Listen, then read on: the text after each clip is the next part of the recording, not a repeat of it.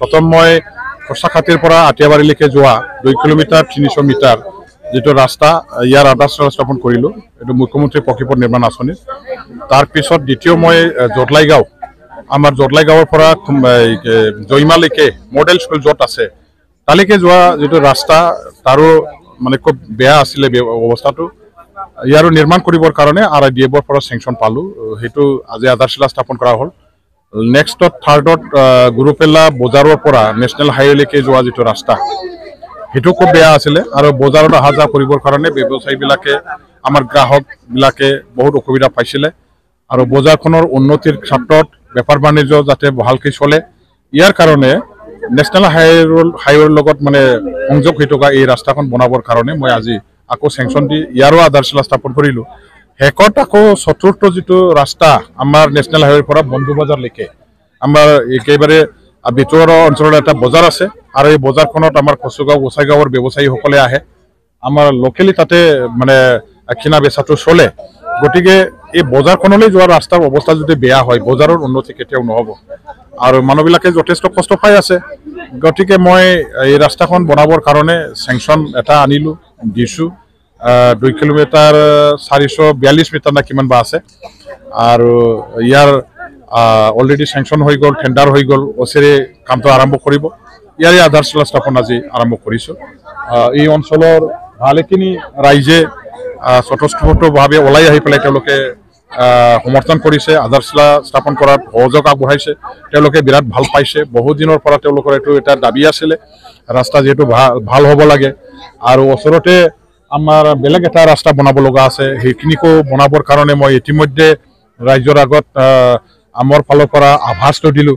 অসম চৰকাৰৰ ফালৰ পৰা যিখিনি বাজেট এতিয়া প্ৰেছ কৰিব এই বাজেটত ৰাস্তা আৰু দলং বনাবৰ কাৰণে যিমানখিনি টকা ধাৰ্য কৰা হ'ব ইয়াৰ পৰাই আমাৰ মুখ্যমন্ত্ৰী ডাঙৰীয়া দেৱক অনুৰোধ কৰি আবেদন কৰি আনিবৰ কাৰণে মই ব্যৱস্থা কৰিম আৰু যিখিনি মোৰ সমষ্টিত উন্নয়নৰ মই কাম কৰিছোঁ ৰাস্তা বনাবৰ কাৰণে, দলং বনাবৰ কাৰণে আৰু স্বাস্থ্যৰ মানে কি কয় দিশত যিবিলাক কাম কৰিব লগা আছে গোটেইখিনি মই অসমৰ মাননীয় মুখ্যমন্ত্ৰী ডক্টৰ হেমন্ত বিশ্ব শৰ্মা ডাঙৰীয়া দেৱৰ মানে আশীৰ্বাদ কৃপা আৰু তেখেতৰ সহযোগত মই এইখিনি কামবিলাক আনিব পাৰিছোঁ, কৰিব পাৰিছোঁ আৰু আগলৈও তেখেতৰ ফালৰ পৰা এইখিনি আশীৰ্বাদ সমৰ্থন মোৰ প্ৰতি কৃপা দৃষ্টি সদায় থাকিব এইটো মই আশা ৰাখিছোঁ আৰু সমষ্টিবাসী ৰাইজৰ হৈ কাম কৰাটো মোৰ এটাই মাত্ৰ এজেণ্ডা। উন্নয়ন হ'ব লাগে, ৰাইজে কষ্টৰ পৰা পৰিত্ৰাণ পাব লাগে আৰু ৰাইজে সদায় নিজৰ অভাৱ অভিযোগবিলাক আমাৰ থ্ৰুৱেদি পূৰণ কৰিব পাৰিব লাগিব। এইখিনি পূৰণ কৰাৰ দায়িত্ব মই এজন বিধায়ক হিচাপে যিমান পাৰোঁ চেষ্টা কৰি আছোঁ, কাম কৰি আছোঁ।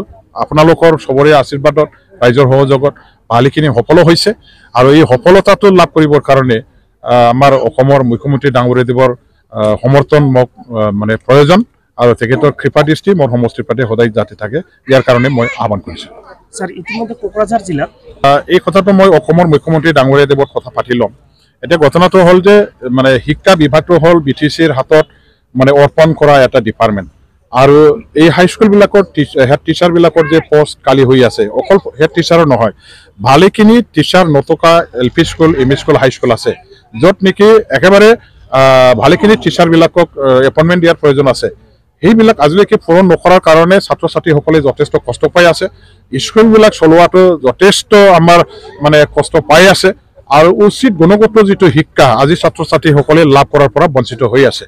এইবিলাক আজি আমাৰ ট্ৰেন্সফাৰ হোৱা ছাবজেক্ট হিচাপে BTC গভৰ্ণমেণ্টৰ ফালৰ পৰা তেওঁলোকে যত্ন ল'ব লাগিছিল, তেখেতসকলে মানে তদবিৰ ল'ব লাগিছিল আৰু অসম চৰকাৰৰ লগত গভৰ্ণমেণ্ট টু গভৰ্ণমেণ্ট শিক্ষা বিভাগৰ মন্ত্ৰী মুখ্যমন্ত্ৰী ডাঙৰীয়াৰ লগত এই সমস্যাটো সমাধান কৰিবৰ কাৰণে পদক্ষেপ ল'ব লাগিছিলে, তেওঁলোকে দায়িত্ব ল'ব লাগিছিলে।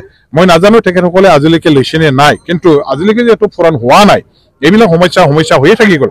গতিকে তেখেতসকলৰ ফালৰ পৰা ক'তবা নহয় ক'তবা নিশ্চয় BTC গভৰ্ণমেণ্টৰ ফালৰ পৰা ক'তবা নহয় ক'তবা লেখনাটো থাকি গৈছে, হয়তো গাফিলতি হৈছে, নহ'লে তেখেতসকলে ক'লেও অসম চৰকাৰে হয়তো গুৰুত্ব আৰোপ কৰা নাই, ভালকৈ বুজাব পৰা নাই, সিমান কৰাব পৰা নাই।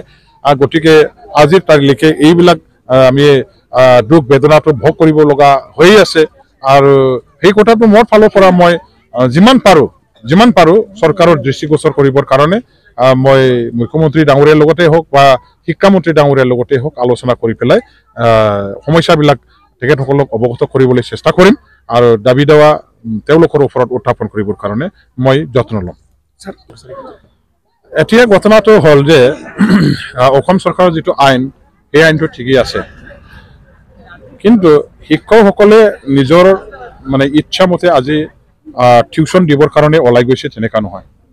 আমাৰ ছাত্ৰ ছাত্ৰীসকলেও বিচাৰি গৈ তেখেতসকলক টিউশ্যন মাষ্টাৰ হিচাপে ধৰে। কিছুমান ছাত্ৰ ছাত্ৰীসকল আছে যিবিলাকে ক্লাছত মানে যিমানখিনি জানিব লাগে শিকিব লাগে এইখিনি শিকিব নোৱাৰে বা জানিব নোৱাৰে। ইয়াৰ কাৰণে আধৰুৱা তেওঁলোকৰ জানাটো সম্পূৰ্ণ কৰিবৰ কাৰণে ছেপাৰেটলি তেনেকুৱা ধৰণৰ কাকবাৰ টিউশ্যন ধৰি পেলাই ভালকৈ শিকিবৰ কাৰণে বিষয়ৰ ওপৰত ভালকৈ জানিবৰ কাৰণে চেষ্টা চলায় আৰু সেইটোকে পূৰণ কৰিবৰ কাৰণে ছাত্ৰ ছাত্ৰীসকলেও অভিভাৱকসকলেও মাষ্টাৰবিলাকক লগ ধৰি পেলাই টিউশ্যনৰ কাৰণে আলাপ আলোচনা কৰে, বুজা পৰাৰ মাধ্যমেদি কৰে।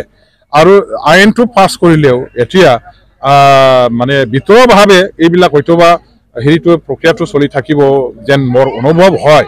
মানে কোনেওতো মই টিউশ্যন কৰিম বুলি হয়তো নক'ব পাৰে, কিন্তু ভিতৰুৱাভাৱে ছেক্ৰেটলি গোপনীয়তা অৱলম্বন কৰি পেলাই যদি কোনোবা হেৰি কৰে সেইটোতো আমি মানে একো কৰিব নোৱাৰিম। এই ধৰণৰ এটা অৱস্থা আহি যাব। এতিয়া মই সেইটোকে আহ্বান কৰিব খোজোঁ, যিসকল টিচাৰ আছে তেখেতসকলে নিজৰ প্ৰধান যিটো দায়িত্ব আছে কৰ্তব্য আছে ছাত্ৰ ছাত্ৰীসকলক মানে শিকোৱা, সেইখিনি নিজৰ দায়িত্ব কৰ্তব্যটো বেলেগ কামত ব্যৱহাৰ কৰিব নালাগে। তেওঁলোকে শ্ৰেণীকোঠাত মানে সময়মতে যাব লাগিব আৰু সময়মতে যেতিয়ালৈকে হ'ব তেতিয়ালৈকে শেষলৈকে থাকিব লাগিব।